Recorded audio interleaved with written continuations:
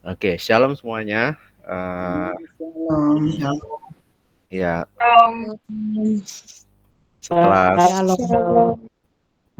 setelah sekian lama kita bisa ketemu lagi, kumpul lagi lewat online pelayanan ini. Malam ini saya akan berbagi buat kita semua. Ini saya sharing aja ya, cerita aja lah kayak gitu ya. Tapi mungkin dibantu dengan slide yang saya udah coba siapkan buat kita sekalian. Eh, Tema kita adalah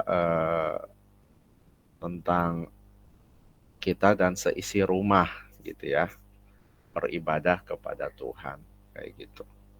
Nah, ini tentu suatu pesan yang baik buat kita sekalian kayak gitu. Nah, eh, sebenarnya kalau kita melihat dari ayat ini, bagian tema ini adalah sebenarnya sebuah komitmen Yosua dalam mengikut Tuhan. Jadi, dan komitmen ini pun disampaikan oleh Yosua pada akhir kepemimpinan dia. Nah, setelah dia memimpin begitu besar peperangan demi peperangan lewat berbagai musuh di tanah Kanaan, dan akhirnya mereka bisa melihat kemenangan itu. Lalu Yosua di akhir dari kepemimpinannya yang luar biasa itu, dia berniat memperbaharui perjanjian dengan bangsa Israel. Makanya kita dapat bagian ayat ini, Yosua 24 ayat 15 yang menjadi tema kita malam ini, ada di perikop pembaruan perjanjian di Sikem. Nah, saudara perlu memahami sebelum Yosua sampai di ayat 15 ini sebagai sebuah komitmen dia atau kesimpulan dia, di dalam perikop yang sama kita menemukan Yosua mulai mengungkapkan suatu perjalanan iman dari generasi kepada generasi. Jadi Yosua memulai penyampaiannya, pesannya di akhir kepemimpinannya, dia mulai mengungkapkan suatu perjalanan iman yang terjadi dari generasi kepada generasi. Yosua memulai di mana mengingatkan mereka bagaimana Abraham dipanggil, kemudian berlanjut kepada Ishak, Yakub, dan Esau, generasi ketiga Abraham. Lalu kemudian dia juga mengingatkan bagaimana ada Musa dan Harun yang hadir di tengah perbudakan Mesir. Kalau kita tahu Musa dan Harun juga adalah kakak beradik, berasal dari keluarga yang sama. Mereka dididik juga di dalam caranya Tuhan. Walaupun kelihatannya Musa tinggal di Mesir, tapi Tuhan punya cara untuk mendidik dia dalam kebenarannya. Kemudian Yosua juga mengungkapkan bagaimana perang demi perang yang mereka mulai alami sejak mulai menyeberang sungai Yordan. Kemudian mereka merebut kota Yeriko dan berbagai wilayah punya orang Amori, orang Het, orang Yebus dan sebagainya kayak gitu, yang merupakan penduduk Kanaan. Dan ini adalah daerah yang menjadi tujuan mereka, menjadi tanah perjanjian yang Tuhan sudah berikan, sampaikan melalui Abraham. Bahkan yang luar biasa, mereka pun merebut tanah-tanah ini bukan kosong gitu. Mereka merebut tanah ini sudah ada isinya. Ada kebun anggur, ada berbagai macam isi daripada lahan areal yang mereka menangi. Yang mereka sendiri nggak tanam itu, tapi orang-orang ini yang tanam. Tapi karena mereka menang, mereka pun masuk tanah ini bukan masuk tanah yang kosong. Jadi begitu hebatnya, luar biasanya perjalanannya yang Yosua kasih ingat lagi kepada bangsa Israel di akhir kepemimpinannya. Dan lewati semua itu, akhirnya Yosua tiba nih pada kesimpulan bahwa beribadah kepada Tuhan adalah kuncinya. Tetapi yang menarik juga bahwa Yosua menegaskan bahwa bukan beribadah dia saja secara pribadi, tetapi juga yang utama penting juga adalah dia perlu beribadah bersama seisi rumahnya kayak gitu. Jadi bukan dia sendiri kayak gitu, tetapi dia bilang dia dan seisi rumahnya. Ini menjadi satu gambaran sebenarnya buat saya dan kita sekalian bahwa ini menjadi kekuatan sebenarnya yang membuat Yosua bisa melewati perang demi perang kayak gitu. Yosua yang begitu mudah dipercayakan untuk melanjutkan kepemimpinan daripada Musa yang Tuhan pakai dengan luar biasa dengan tanda-tanda heran dan ajaib, bahkan seperti Tuhan buat orang Israel, apa saja bisa terjadi. Tapi lalu Yosua menggantikan orang yang hebat ini, dan dia ada sebenarnya, kalau istilahnya orang baru ganti pendahulunya yang begitu luar biasa, itu suatu tekanan tersendiri, saudara-saudara. Tetapi Yosua bisa menjalaninya, dan dia di akhir kepemimpinannya dia kasih tahu rahasia utamanya itu adalah ternyata dia dan seisi rumahnya itu beribadah kepada Tuhan. Makanya di akhir kepemimpinannya dia mengajak bangsa Israel untuk memperbaharui perjanjian dengan cara yang sederhana sekali, bahwa mereka harus tetap memilih untuk beribadah kepada Tuhan. Karena dari semua perjalanan yang Yosua jalani, Yosua gambarkan, memang itu yang menjadi kuncinya. Dan hari-hari ini saya dan saudara juga ada dalam situasi goncangan kemajuan teknologi, yang sadar atau tidak sadar kita sendiri mulai diganggu, mulai dialihkan perhatiannya dari nilai-nilai yang seperti ini kayak gitu. Jangan banyak, saudara kita kalau kumpul bersama aja ya, kalau kita perhatikan gitu ya, apalagi kumpul keluarga, nah masing-masing tuh seringkali dengan dunianya sendiri, dengan HP-nya masing-masing. Nah, karena itu malam ini sharing ini mengajak kita, mari hal-hal kelihatannya sederhana tapi ini yang perlu kita lakukan. Mulailah dengan punya waktu bersama keluarga kita. Karena kita nggak mungkin bilang keluarga kita beribadah dengan kita, tapi kita nggak punya waktu dengan mereka. Kita nggak mungkin mengajak istri dan anak kita untuk bisa menikmati ibadah bersama kalau kita sendiri tidak belajar memberikan waktu. Nah, karena itu harus mulai, harus belajar memberikan waktu ini. Karena kita mau sibuk apapun, karena hari-hari ini banyak ya, saya juga belajar untuk mengalahkan itu dan menemukan bahwa ada begitu banyak kesibukan yang kita lakukan sehingga kita seperti akhirnya hal-hal seperti itu menjadi nomor dua. Padahal dari apa yang dibilang Yosua itu adalah kuncinya. Nah, biarlah kebersamaan dengan keluarga kita mulai dengan ada bersama dalam mesbah keluarga. Jadikan waktu ini untuk kita bisa saling sharing, untuk bisa saling cerita. Dan ini yang menarik. Saya juga catat untuk kita bisa saling tertawa dan mensyukuri bersama apa yang telah Tuhan buat. Saudara, setiap malam saya memaksimalkan waktu saya dari tanggung jawab kantor maupun pelayanan. Ada waktu untuk saya duduk selalu dengan istri dan anak-anak. Kami nyanyi satu dua pujian, kami duduk baca firman bersama-sama, dan kami belajar untuk mengerti bagian-bagian tertentu dari apa yang kita baca.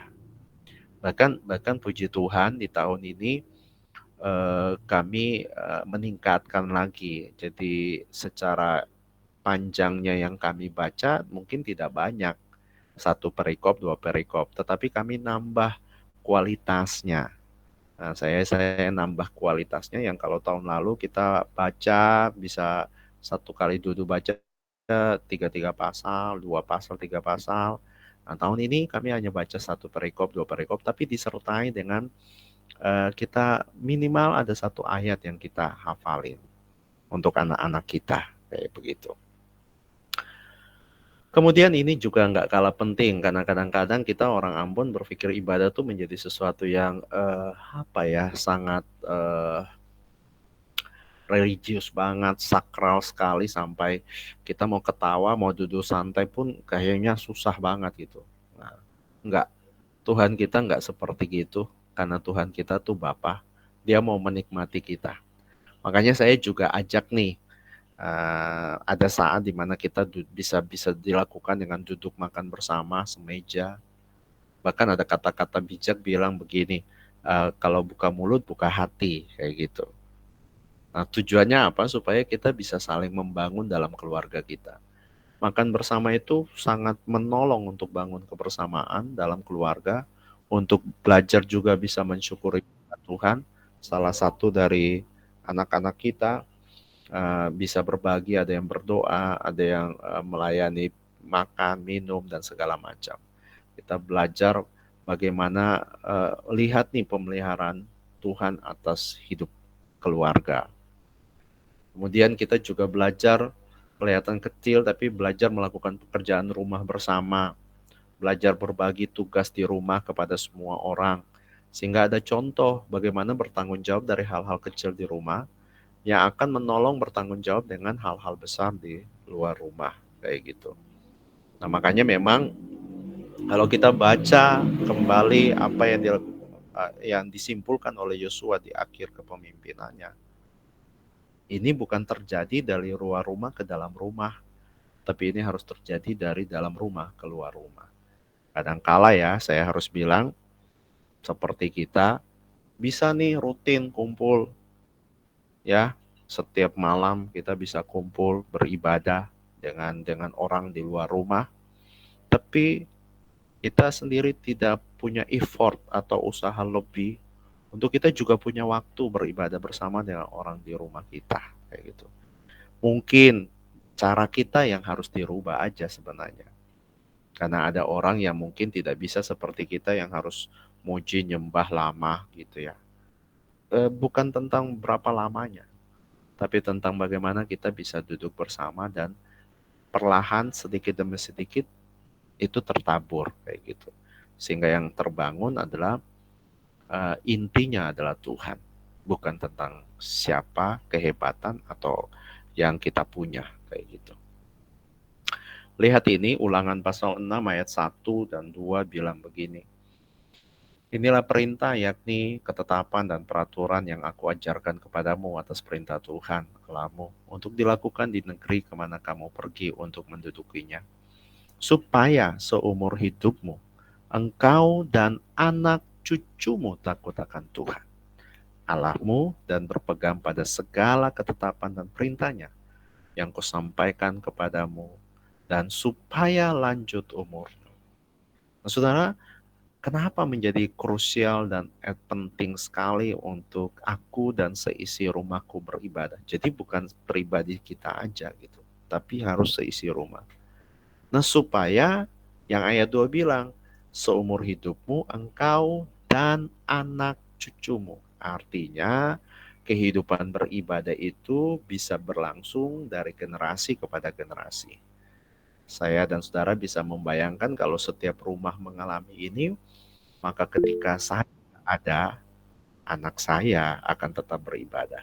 Nah, ini yang Yosua alami dan Yosua tahu ini kunci besar. Sehingga ingat akan Tuhan itu bukan hanya terjadi buat generasi kita, tapi ingat akan Tuhan itu terjadi juga buat generasi anak dan generasi cucu kita, dan seterusnya. Kitab Amsal ayat pasal 22 ayat 6 pun berkata begini. Didiklah orang muda menurut jalan yang patut baginya, maka pada masa tuanya pun ia tidak akan menyimpang daripada jalan itu. Nah, ini saudara. Didiklah orang muda menurut jalan yang patut baginya. Ketika kita beribadah seisi rumah, maka generasi yang ada di bawah kita, boleh dibilang mereka generasi orang muda, mereka menjadi orang-orang yang dididik menurut jalan kebenaran, yaitu jalan yang patut baginya, yang gak ada yang lain, pasti jalan kebenaran. Kalau kita bilang gini, maka pada masa tuanya pun ia tidak akan menyimpang daripada jalan itu. Sebab fakta membuktikan juga bahwa setiap didikan di masa muda, apa yang dilihat yang dibicarakan, yang diingat oleh anak-anak, usia anak-anak dan usia muda, itulah yang akan menjadi satu bentuk ketika mereka dewasa, kayak gitu. Karena itu benar sekali firman Tuhan bilang, didiklah orang muda menurut jalan yang patut baginya. Maka pada masa tuanya pun ia tidak akan menyimpang daripada jalan itu. Kalau saudara dan saya kembali kepada apa yang kita baca, nanti saudara bisa baca dalam Yosua pasal 24, bahwa bagaimana Yosua mengingatkan bangsa Israel dari Abraham dipanggil, kemudian Ishak, kemudian ada Yakub dan Esau, ada Musa dan Harun. Mereka nih bukan orang-orang yang jadi dalam semalam. Mereka orang-orang yang hidupnya takut akan Tuhan, yang melewati proses sejak masa muda mereka. Tentu kita tahu bahwa Abraham memang dipanggil pada usia yang sudah umur 75 tahun. Tapi dia menjadi orang yang dimulainya Tuhan panggil. Nah, sejak saat itu Ishak terbangun di dalam kehidupan percaya Tuhan sejak masa mudanya. Yakub pun mengalami yang sama. Musa dan Harun juga mengalami yang sama. Dan ini yang akhirnya membuat kenapa menjadi esensi penting kita beribadah seisi rumah, supaya generasi dari generasi itu mengenal Tuhan, dan dari generasi ke generasi itu bisa menjadi saksi akan perbuatan baiknya Tuhan. Nah, ini yang biar menjadi berkat buat saya dan saudara, supaya kita nggak hanya bagus di generasi kita. Nah, mari saya mau bilang, ada berapa banyak, kalau saudara coba perhatikan di keliling saudara dan saya, ada berapa banyak orang yang orang tuanya itu pendeta, orang tuanya itu rajin ibadah gitu ya.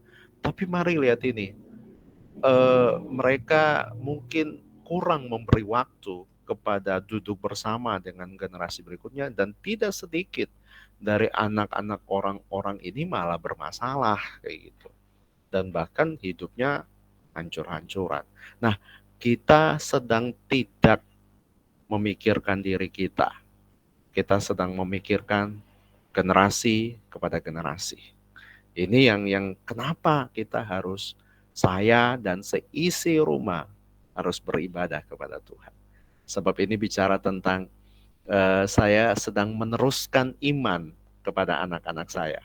Dan anak-anak saya akan belajar lagi pada waktunya, mereka akan meneruskan iman kepada generasi berikutnya. Sehingga cerita kuasa Tuhan itu bisa termanifestasi dari generasi ke generasi.